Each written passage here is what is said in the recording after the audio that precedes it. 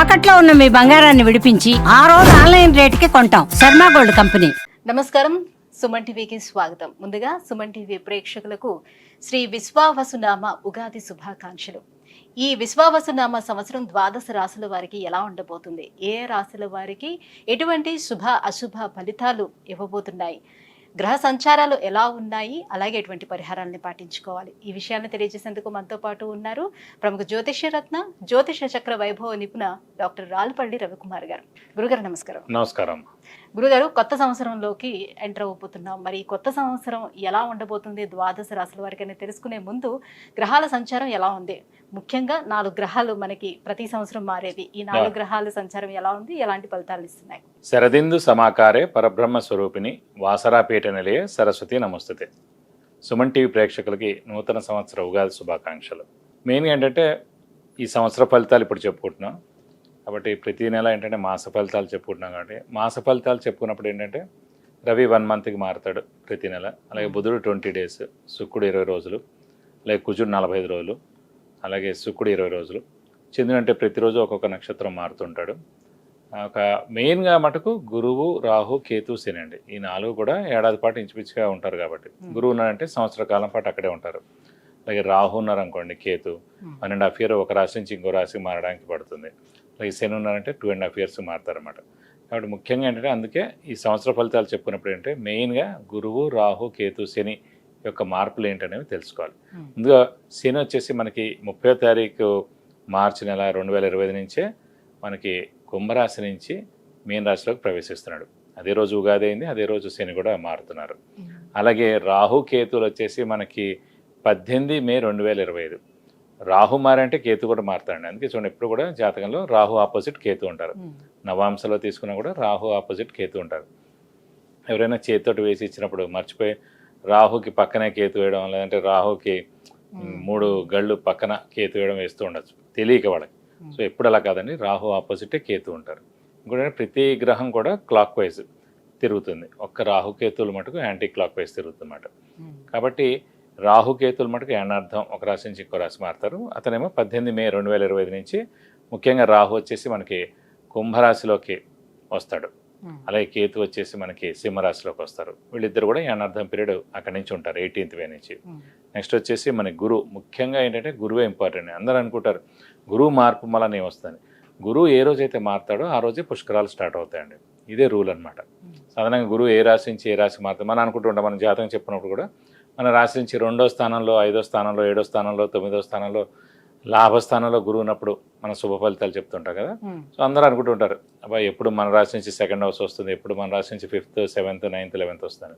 So వాళ్ళకి ఒకటే నమ్మకం ఏంటంటే ఈ రోజైతే పుష్కరాలు స్టార్ట్ అవుతాయో ఆ రోజు గురువు ఒక రాశి నుంచి ఇంకో రాశిలోకి మారుతున్నట్టు మనం ఈజీగా గుర్తించవచ్చు. ఇంకోటి అంటే ముఖ్యంగా చాలామందికి అంటే ఇప్పుడు కొంతమందికి వివాహం కాని వారు ఉంటారు, సంతానం లేని వారు ఉంటారు, ఉన్నత చదువు గురించి వెళ్ళిన వాళ్ళు ఉంటారు, అలాగే ఫారెన్ విజిట్స్ కానీ, ట్రావెల్స్ కానీ, అంటే అసైన్మెంట్స్ కానీ గురించి వెళ్తారు, కొత్త జాబ్ గురించి, ప్రమోషన్స్ గురించి, అలాగే సంతానం, గృహం, వాహనం ఇవన్నీ కూడా మనం చెప్పుకోవాలంటే కనుక గురువు యొక్క మార్పుతోటే చెప్పాలన్నమాట.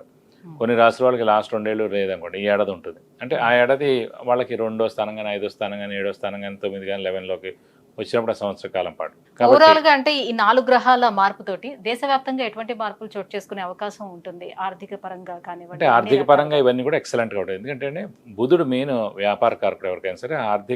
ఆర్థికానికేమో బుధుడు అవుతాడు, అలాగే గురువు కూడా అవుతాడు. గురువు వచ్చేసి మనకి సంచారం మిథున రాశిలోకి వస్తున్నాడు.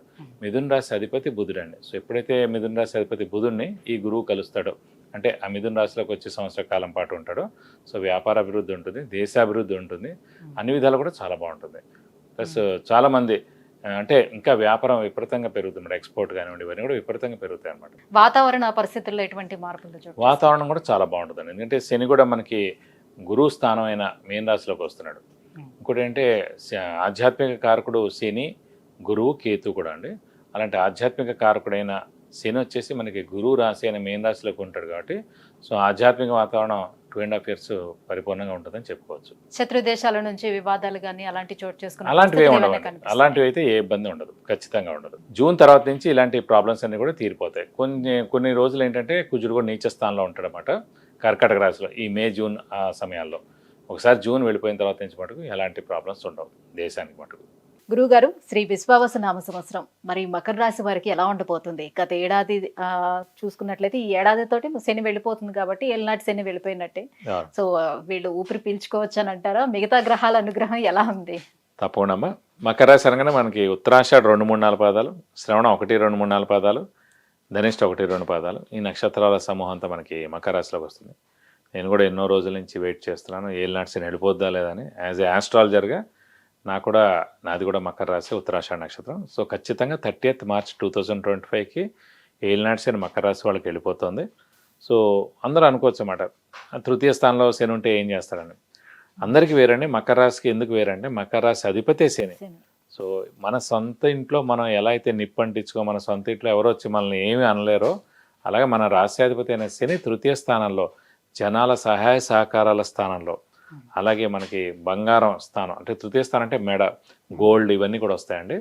సో తృతీయ స్థానం పరాక్రమ స్థానం కూడా అవుతుంది. అలాగే తృతీయ స్థానం ఏంటంటే మనకన్నా చెల్లెలు కానీ తమ్ముళ్ళు కానీ, మనకన్నా సోదరులు కానీ సోదరిమణులు కానీ, అంటే చిన్నవాళ్ళు, వాళ్ళందరూ కూడా అత్యద్భుతంగా చాలా బాగుంటుంది వాళ్ళ లైఫ్ కూడా.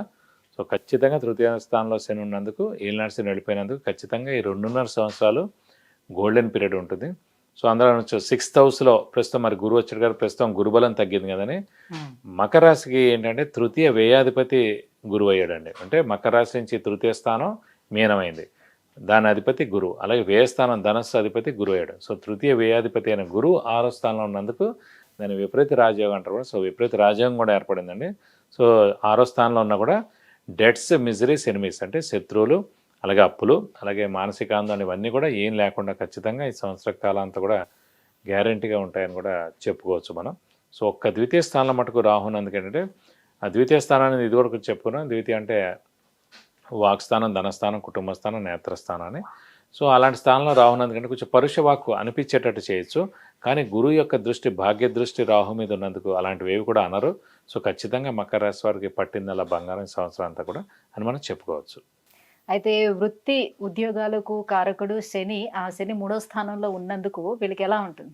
సో తృతీయ స్థానంలో మనకి శని ఉన్నందుకు వృత్తి కారకుడు, మామూలుగా ప్రొఫెషన్ కారకుడు, ఉద్యోగ కారకుడు శని అక్కడ ఉన్నందుకంటే ఖచ్చితంగా మంచి ఉద్యోగం వస్తుంది. నిరుద్యోగులకు ఉద్యోగం రావడం, ఉద్యోగస్తులకు promotions, name and fame, foreign tour visits, boss నుంచి మన్నన, ఇవన్నీ కూడా ఖచ్చితంగా 100% ఉంటాయని చెప్పుకోవాలండి.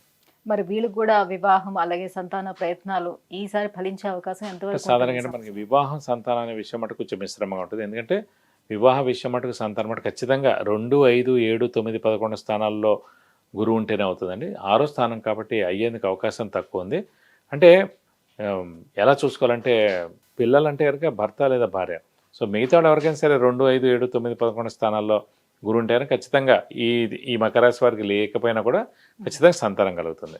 సో వివాహం విషయం అంటే కూడా ఖచ్చితంగా ఇండివిజువల్ చూడాలి కాబట్టి ఈ మకర రాశి వారికి ప్రస్తుతం అయితే లేదని చెప్పుకోవాలి. కానీ మే 15వ తారీఖు దాకా మటు గురుబలం ఉంది కాబట్టి మీరు గట్టిగా ప్రయత్నిస్తే మే 15 లోపల కుదరచ్చు, ఎంగేజ్మెంట్ అవ్వచ్చు. మే 15 తర్వాత గురుబలం లేకపోయినా కూడా వివాహం అవుతుంది. ఎందుకంటే గురుబలం ఉన్న సమయంలోనే ఫస్ట్ మనకి ఏంటంటే ఈ సంబంధం ఓకే అవ్వడం ఇవన్నీ ఇంపార్టెంట్ అండి. సో మే 15 లోపల ఖచ్చితంగా ఎంగేజ్మెంట్ అవ్వడం, లేదంటే మీ అమ్మాయి మన అమ్మాయి అని చెప్పి ఖాయపరచుకోవడం ఇలాంటివన్నీ జరిగేందుకు అవకాశం. సో ఈ 2 నెలల మటుకు వేస్ట్ చేయకుండా మకర రాశి వారు ఎవరైనా సరే ఖచ్చితంగా గట్టిగా ప్రయత్నిస్తే వివాహం కూడా జరిగేందుకు అవకాశాలు 100% ఉన్నాయి. ఇక విద్యార్థులకి ఎలా ఉంటుంది? వీళ్ళు కూడా స్థానచలనం ఉండే అవకాశం ఉంటుందా? 2.5 సంవత్సరాల పాటు తృతీయ స్థానంలో ఉంటాడు శని కాబట్టి ఎంత హెల్ప్ అవుతుంది? సో విద్యార్థులు కూడా సువర్ణ అవకాశం చెప్పుకోవాలండి. సో ఖచ్చితంగా విద్యార్థులకు పట్టిందలా బంగారం చెప్పుకోవచ్చు. ఉన్నత చదువు, ఉన్నత విద్య ఖచ్చితంగా వస్తుంది. అలాగే ఫారెన్ వెళ్ళి కూడా చదువుకునేందుకు అవకాశాలు ఉన్నాయి. మంచి సీటు, ర్యాంక్ సంపాదిస్తారు. మంచి యూనివర్సిటీలో కూడా ఉన్నత విద్య తప్పకుండా అభ్యసించేందుకు అవకాశాలు 100% ఉన్నాయి. గురువు, రాహుకేతువులు వీళ్ళు కొంచెం మిశ్రమ ఫలితాలను అందిస్తున్నారు కాబట్టి వీళ్ళ అనుగ్రహం కోసం ఎటువంటి పరిహారాలను పాటించుకోవాలి? ప్రస్తుతం మనకి గురువు 6వ స్థానంలో ఉన్నాడు కాబట్టి వీలైతే కనుక ప్రతిరోజు దత్తాత్రేయ స్వామి అష్టోత్తరం చదువుకోవడం, ప్రతి గురువారం దత్తాత్రేయ స్వామి గుడికి వెళ్ళి 40 ప్రదక్షిణాలు చేయడం, ప్రతి గురువారం ఉపవాసం ఉంటే కనుక మీకు అన్ని విధాలా మంచి చేకూరుతుంది. విద్య, ఉద్యోగం, వివాహం, విదేశీయానం, ఆరోగ్యం, అలాగే ఐశ్వర్యం వీటన్నిటి గురించి తెలుసుకోవాలంటే కింద స్క్రోల్ అవుతున్నటువంటి నెంబర్లకి కాల్ చేసి గురువుగారు అపాయింట్మెంట్ పొందవచ్చు. గురుగారు, మకర రాశి వారికి ఈ సంవత్సరం ఎలా ఉండబోతుంది, ఎలాంటి పరిహారాలను పాటించుకుంటే మరింత యోగదాయకంగా ఉండబోతుంది, ఈ విషయాన్ని తెలియజేసినందుకు ధన్యవాదాలు. నమస్కారం.